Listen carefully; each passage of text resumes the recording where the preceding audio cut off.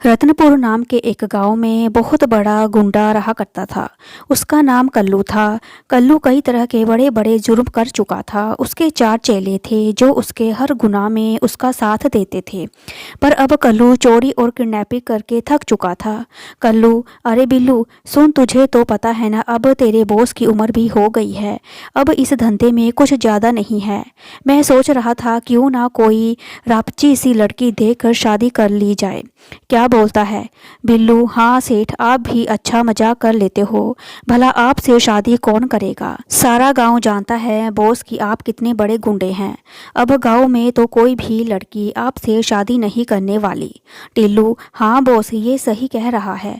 कल्लू उन्हें गुस्से से देखता है। बिल्लू, अब अगर आपको शादी करने का इतना ही मन है तो मेरे पास एक आइडिया है। क्यों ना हम शहर चले जाएं? वहाँ पर ये कोई भी नहीं जान पाएगा कि हम सब गुंडे हैं। कोई भी लड़की हमसे शादी करने को तैयार हो जाएगी।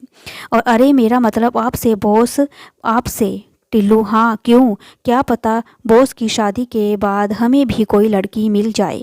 ये सुनकर कल्लू उसे आंख दिखाता है और फिर बिल्लू से कहता है, कल्लू बात तो तुमने बिल्कुल ठीक ही कही है। हम शहर जाकर ऐसा ड्रामा करेंगे कि सबको लगेगा कि हम बहुत अच्छे खानदान से हैं। क्या समझे? लेकिन शहर जाने से पहले हमें एक बड़ा हाथ मारना होगा ताकि हम शहर में आराम से अपना गुजारा कर सकें। ये प्लान बनाकर कल्लू अपने चेले के साथ शहर के सबसे धनी सेठ को लूटने की तैयारी बनाने लगा। कल्लू का सबसे बड़ा गुंडा था और हमेशा अपना स्टेटस और मेंटेन रखता था। वो किसी को भी लूटने से पहले गांव में खबर फैला देता था कि वो किसी और कब लूटेगा कब। ऐसा करके वो लोगों को दिखाता था कि वो किसी से नहीं डरता। किसी में दम हो तो उसे रोक लो। कल्लू जाकर गांव में ये खबर फैला देता है और मैं अब कोठा सेठ को लूटने वाला हूँ और ये गांव में मेरी आखिरी लूट होगी। इस खबर ने पूरे गांव में अफरा तफरी मचा दी। कल्लू शाम को अपने चेले के साथ कोरा सेठ के घर पहुंचा और वहां का माहौल देखकर तंग रह गया। सेठ, आओ आओ कल्लू भाई, तुमने तो आने में बहुत देर कर दी। मैं कब से तुम्हारी राह देख रहा था। कल्लू, अरे ओ सेठ हो, पागल हो गया है क्या? कोई गुंडे मवाली से भी कोई राह देखता है क्या कोई? अरे बिल्लू, हाँ, तू लूटने के लिए हमारी राह क्यों देख रहा है? कल्लू, ओ चुप कर, अब मैं बात कर रहा हूँ तो बीच में बकर बकर क्यों कर रहा है?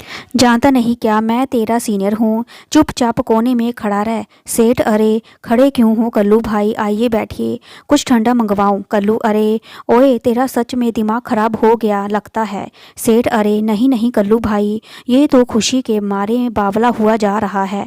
हाँ कल्लू रे, किस बात की खुशी? हम तुझे लूटने आए हैं। सेठ, अरे यही तो खुशी की बात है कल्लू भाई। मैं साल भर इतनी मेहनत से पैसे कमाता हूँ और साल ख़त्म होते ही तुम आते हो और मुझसे सब कुछ लूट कर ले जाते हो। मगर क्योंकि ये तुम्हारी आखिरी लूटपाट है, मैं तुम्हें खुशी खुशी सब कुछ देने को तैयार हूँ। हाँ, मैं तो इस बात से बहुत खुश हूँ कि अब मुझे दोबारा तुम्हारी शक्ल नहीं देखनी पड़ेगी। कल्लू अजीब पागल आदमी है, लूटने पर खुश हो रहा है। खैर लो, अपना सारा माल इधर दो मुझे। फिर कल्लू कोरा सेठ को लूट कर वापस अपने घर चला जाता है। अगले दिन ही कल्लू अपने चारों चेलों को लेकर शहर चला जाता है। गांव वाले भी कल्लू के जाने की खुशी सुनकर बहुत ज़्यादा खुश होते थे। कल्लू अगले दिन ट्रेन से चारों चेले के साथ शहर पहुंचता है। गांव वाले भी कल्लू के जाने की खबर सुनकर काफ़ी खुश होते हैं।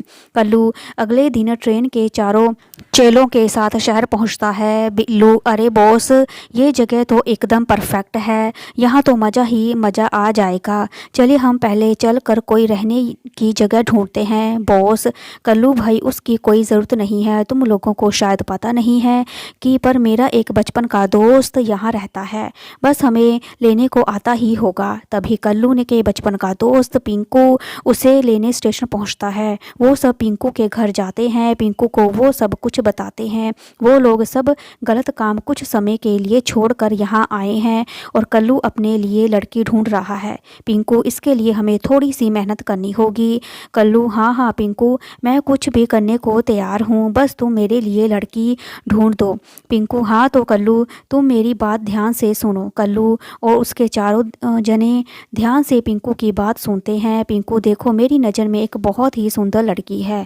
मेरे घर के सामने ये घर है, वहाँ एक लड़की रहती है, उसका नाम कविता है।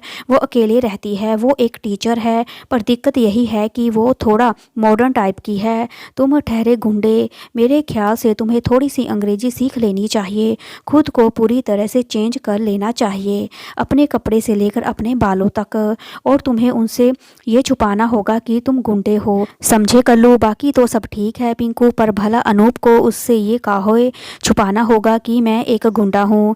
क्या ये गलत नहीं होगा क्या पिंकू? अरे यार कल्लू, अगर तुम उसे जाकर ये कहोगे कि तुम गुंडे हो और गांव से आए हो तो शायद तुमसे कभी कोई शादी नहीं करेगी, समझ नहीं रहे हो तुम? एक बार तुम दोनों की शादी हो जाए बस फिर उसे बता देना ये सब झूठ था कि नहीं। कल्लू को ये सब गलत तो लगता था, पर उसके चेले और उसके पिंकू ने बार बार कहने पर वो मान गया।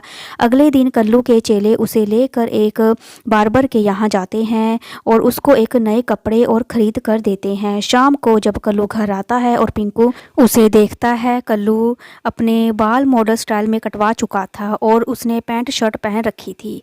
पिंकू, अरे वाह कल्लू, ये तो कमाल ही हो गया, जैसे मैंने कहा था तुमने ठीक वैसे ही किया। अब लग रहा है ना तू गांव का गोरा, अरे मेरा मतलब है कि शहर के गोरा। हाँ। अगले ही दिन पिंकू एक इंग्लिश ट्यूशन टीचर को घर बुलाता है। उसे कल्लू को कुछ इंग्लिश के कुछ 4-5 बातें सिखाने को जल्द से जल्द बोलता है। टीचर, चलो कल्लू बताओ, how are you? Kallu, see no okay. ये सुनकर वहाँ बैठे पिंकू और कल्लू के बाकी चेले जोर जोर से हंसने लगते हैं। और बिल्लू, वाह उस्ताद वाह, क्या अंग्रेजी बोली है आपने, वाह, इसको सुनकर तो अंग्रेज भी शर्म जाएंगे।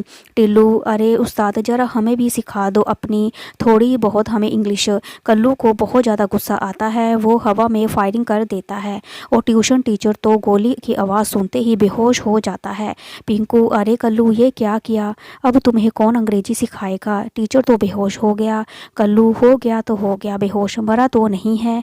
ये सब मेरा मजाक उड़ा रहे हैं। कल्लू का मजाक? हाँ भाई, किसको अंग्रेजी सीखनी है वो अभी अभी मैं सिखाता हूँ। सारे चेले की सिट्टी पिट्टी गुल हो जाती है, वो वहाँ से भाग खड़े हुए। इसके बाद अगले दिन बहुत मिनटों के बाद वो इंग्लिश टीचर वापस आया और कल्लू को थोड़ी बहुत अंग्रेजी सिखा कर चला गया। अगले दिन कल्लू अपने चेले और पिंकू के साथ उस लड़की के घर पहुंचा, नया सूट पहनकर, और जो उसके चेले ने दिलवाया था। कल्लू ने अपने बाल भी सेट कर रखे थे। कविता, अरे आइए आइए, मैं आप ही का सभी का इंतज़ार कर रही थी। कल्लू, आइला, लड़की तो एकदम रापिचिया है। पिंकू, अब तो लगता है दूल्हा बन ही जाएगा। पिंकू, ठीक है चलो अंदर चलो। सब लोग बैठ जाते हैं। कल्लू उसके चेले सोफे पर बैठ जाते हैं। सभी चेले टेबल पर रखी मिठाइयों को देखते ही उनकी तरफ हाथ लपका लेते हैं और तभी कल्लू उसके हाथ पर गुस्से से मारता है। बिल्लू, अरे बॉस हमें तो खाने दीजिए। कल्लू, कम से कम थोड़ी देर सब्र कर लो, कम से कम बात तो पक्की होने दो, बाद में खा लेना जो भी खाना है। तभी बिल्लू की नज़र वहाँ रखे फ़ोटो फ्रेम पर पड़ती है, जिसे देखकर उसकी चीख निकल जाती है। कविता के साथ साथ सभी चेले उसकी तरफ हैरानी से देखते हैं। वो चुप हो जाता है और फिर बॉस के कानों में कुछ कहता है। बिल्लू, अरे बॉस जरा सामने लगे फ़ोटो फ्रेम को देखो ना। उस फ़ोटो फ्रेम को देखकर कल्लू की तो मानो पैरों तले ज़मीन ही खिसक जाती है। वो उछल कर खड़ा हो जाता है। कविता, अरे आपको क्या हुआ, आप ऐसे क्यों खड़े हो गए? कल्लू, नो थिंग्स, मेरा मतलब है कुछ भी नहीं, हमें लगता है हमें अब जाना चाहिए। कविता, ऐसे कैसे, अभी तो आप लोग आए हो, कुछ लीजिए, पापा आते ही होंगे। कल्लू, अभी जाने दो, दोबारा आएंगे, माना करो, अभी जाने दो। पिंकू, अरे क्या दोस्त, अभी तो लड़की के पापा को कॉल किया था, बस वो किसी भी वक्त आते ही होंगे। कल्लू, अबे ये क्या किया तूने, अब यहाँ से भागने में ही भलाई है। बिल्लू, बॉस खिड़की के रास्ते चला जाता है। कल्लू, अबे 1.5 फुटिया तू तो निकल जाएगा, मेरे इस पेट का तो सोच। टिल्लू, मैं तो कहता हूँ बॉस जल्दी से सब फूट लो, पहले की लड़की का बाप हमें फोड़ डाले।